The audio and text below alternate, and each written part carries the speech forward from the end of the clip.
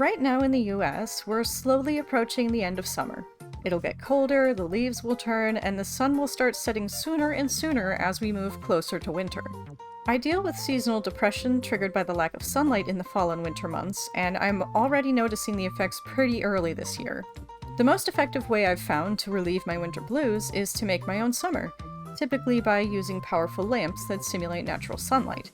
But when brainstorming ideas for my next build, I thought it might be fun to make my own summer in Planet Zoo, too. And so the idea for the Penguin Beach House was born. With this build, I wanted to combine the carefree fun of a beach vacation with the cute and playful energy of African penguins. So let's watch it come to life. I knew from the start that I wanted some kind of deck out front, and I also knew that I wanted the main body of the house to be elevated above the sand. Basically, I'd been using pictures from older beach houses that I'd found online, on, Google image search as reference, and just picked out the ones that I felt were really cute. So something a little bit small and almost like shabby looking, but not quite. I didn't want it to be too nice. I didn't want it to look like it was a super expensive beach house. I just wanted it to be kind of casual and comfy. I did pick out some pretty big windows, and I feel like large windows always makes a home look way more expensive. I don't know if that's actually how it works, but that's just the vibe I get, you know what I mean? I had a bit of a hard time getting the windows into the positions that I wanted them in with the correct proportions without just making the house look too open or a bit lopsided. Fortunately, Planet Zoo really does give you the tools you need to get creative with your construction. I was able to kind of improvise and make do. And it all worked out okay, so that's good. So normally for a front deck like this, you'd expect to see stairs going down to the beach, obviously. But that would be a bit of a problem for the penguins because they can't really leap, their feet are very small, and they just kind of waddle around, so I decided to obviously go with a ramp instead of stairs. That worked out really well, but I was still kind of having trouble visualizing the kind of style of the house overall, so I added some wooden beam decorations, and that gives a little bit of color variety to the house as well. I think overall the color scheme that I went with is just very cozy, while also being kind of lightly playful, if that makes sense. I don't know, I don't actually know much about color theory or anything like that, which is weird because I do a lot of digital art, so I really should probably know more than I do. But I pretty much just go with whatever feels good to me. And like I said, I did want the house elevated up off the sand. I'm not entirely sure why that is done in a lot of beach houses. I'm sure it's to do with the foundation being sand, but I'm not entirely sure why it's done from an architectural standpoint, but that's what I kept seeing, and it was really cute, so I ended up implementing that into the build that I was making. Sometimes in builds in creative games, it can be really helpful to, kind of fudge the realism a little bit and just go with things that wouldn't work practically in real life. But at the same time, our perception of what a house looks like depends on what houses look like in real life, and what houses look like in real life does vary based on what's practical in terms of construction and architecture. So I think using real world architecture, and a little bit of realism to kind of inform your building decisions can be really helpful. Anyway, I think these wooden beam decorations turned out great. I think they add a lot of style to the build, and that extra color that they bring in really just kind of brings it together, if that makes sense. One cool thing about Planet Zoo is that it does let you choose custom colors for a lot of different objects. Some objects in the game can't be colored using a custom color, but these particular beams are able to be custom colored, and I'm really happy about that.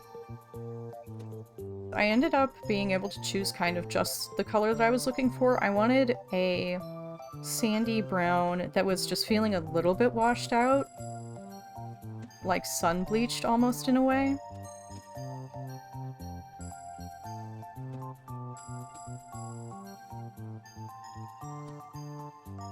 And next we've got a little... What is this called? I haven't figured out what this is called still.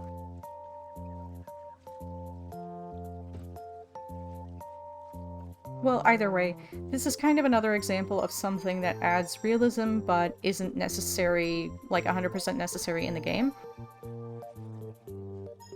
Obviously, our penguins don't need a railing to not fall off the ramp. They just won't do that because that's how the game works. But putting a railing in anyway is kind of stylish because we associate that with, you know, real-world architecture. I'm not sure why exactly it's stylish architecture, but hey, I think it looks good. The house still felt pretty unfinished to me, but I had a really nice idea for a decoration, which was basically kind of inspired, I guess, by fishnets or fishing line. So I took these ropes that are in the construction menu for the game and just kind of draped them over the side of the house. And since it is at least partially inspired by fishing nets, I also wanted to make kind of a crisscross pattern here as well. Then another fun decorative idea I had was to hang lights from the ropes that were draped over the front of the house.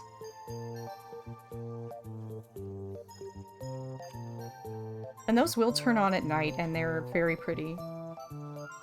I wanted to add just a little bit more color and variation in pattern to the house as well.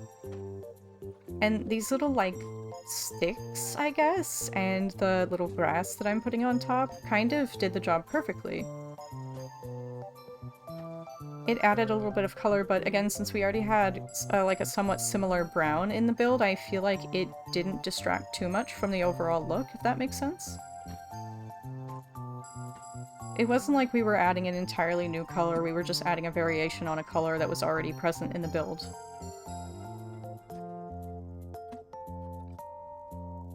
And here I'm going a little bit extra and making sure that the build looks good from the inside of the building too. To be fair, you can see these window blinds from the outside, and it does add just that, like, little extra touch of polish, right? And now with that polish, I was ready to move on to making the rest of the diorama. So I am making this build in diorama mode in Planet Zoo, which basically just means you don't have, you know, a whole zoo to build around. You just have a little floating cube island that you build on. And you do have to have staff members still to take care of the animals, you know, to feed them and whatnot, and that's where this little path leads, with the door that we're looking at right now. If you're new to building in Planet Zoo, one trick that I know is pretty well known by people who do a lot of building, but maybe not newbies, is to use these aquatic faux rock items. If you have the aquatic pack, I believe they come with the aquatic DLC. The really cool thing about them is you can actually adjust the colors on them. There are two tones that you can customize, a bright tone and a dark tone. So this can add not only additional textural variety, but also color variety.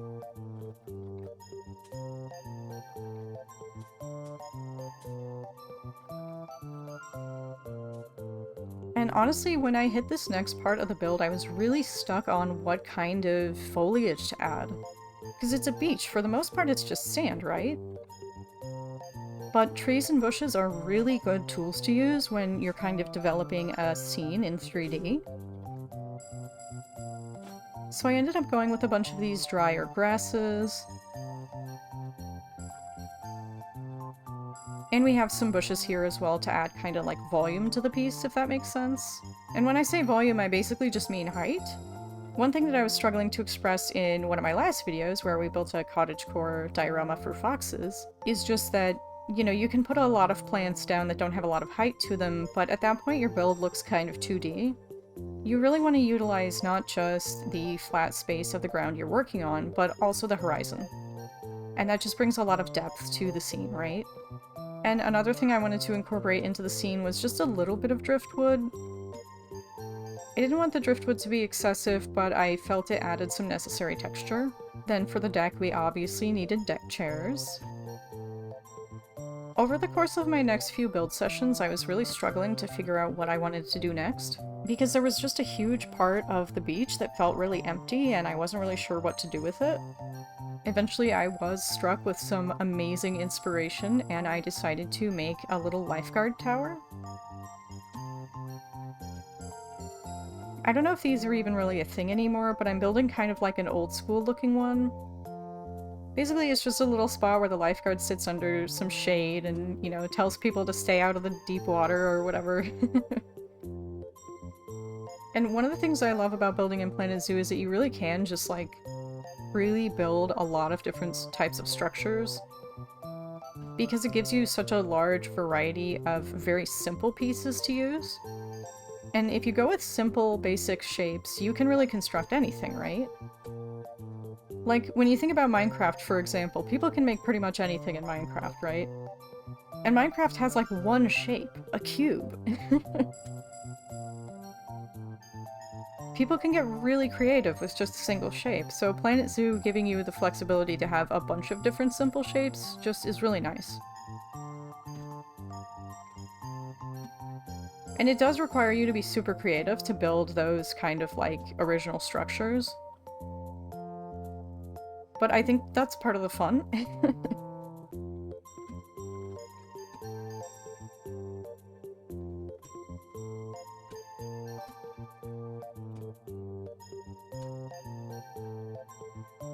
And of course, the lifeguard needs somewhere to sit too. I struggled for a little while trying to figure out where I wanted to put the tower exactly, but sticking it at this angle just felt really good.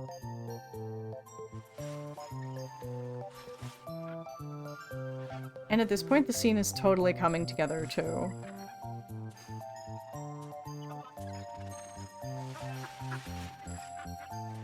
I also built a little wooden jetty platform.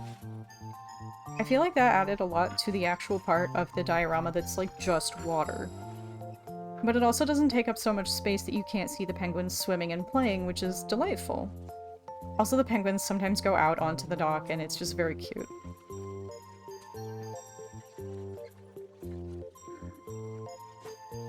And honestly, I was hitting the point with this build where I felt like it was getting really close to done. You know, I was feeling like, okay, we're there. But then inspiration kind of like struck me again and I was like, oh god, okay. Now I gotta make this. Because I remembered there are some fake egg props that you can use in the, I believe it's in the construction menu as well. I don't know if it's part of any DLC.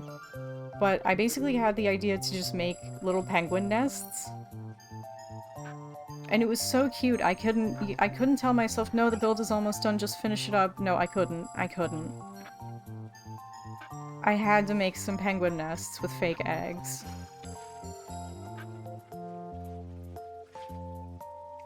So here basically what I'm doing is just selecting a bunch of rocks to kind of build up the edges of the nest. Because I'm basically using the habitat bedding as the body of the nest. And it looks a bit awkward poking out the sides, so just obscuring that with stones, basically.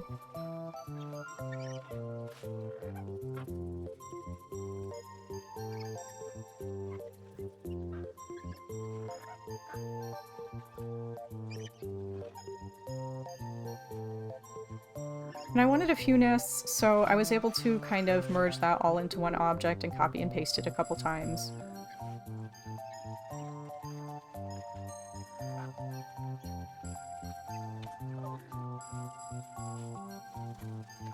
But it still required some polish. First of all, when you're copying and pasting stuff, sometimes it can be beneficial to make it look like you didn't just copy and paste it.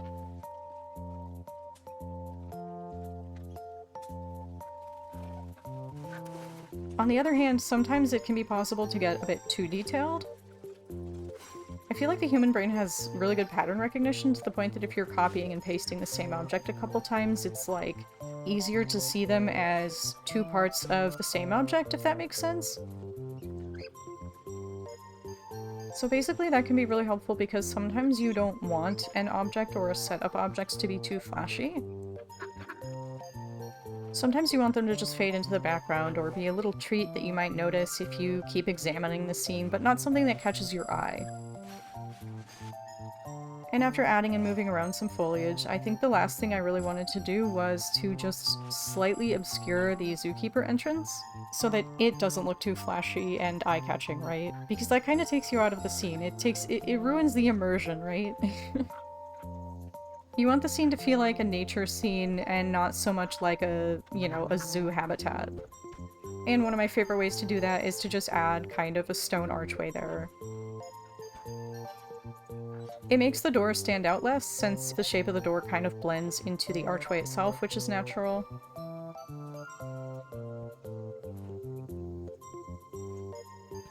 And from there, we're pretty much finished. I'm gonna finish this video off with a few more clips of the finished build. I hope you guys had a great time. I do really enjoy making videos like these. If you did have a good time, I hope you'll like the video, and if you want to know when the next time I post a video is, feel free to subscribe. I hope to see you guys again next time.